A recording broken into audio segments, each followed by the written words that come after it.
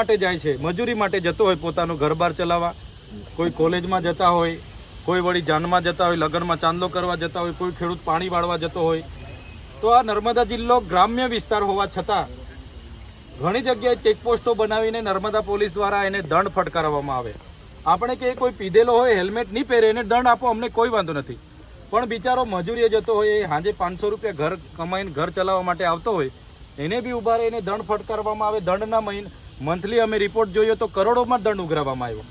તો નર્મદામાં તો કેવી એટલી રોજગારી છે કે કેવા એટલા માલદાર છે, તો આટલો બધો દંડ ઉઘરાવવામાં આવે અને નાના માણસોને ટાર્ગેટ કરવામાં આવશે. વીઆઈપી લોકો કેવડિયા આવે છે એને કોઈ પૂછતું નથી, પણ ડેમ મોગરા ખાતે દર્શનાર્થે આવે એની ઇકો બી મૂકી દેવામાં આવે, ફેમિલી હોય એને બી જેલમાં નાખવામાં આવે, 4 વ્હીલ બી મૂકી દેવામાં આવે. તો આ ક્યાંનો ન્યાય છે? એટલે આપણે આજે પોલીસ અધિક્ષકને ધ્યાન દોર્યું છે કે આ પોલીસની હેરાનગતિ અટકાવવામાં આવે.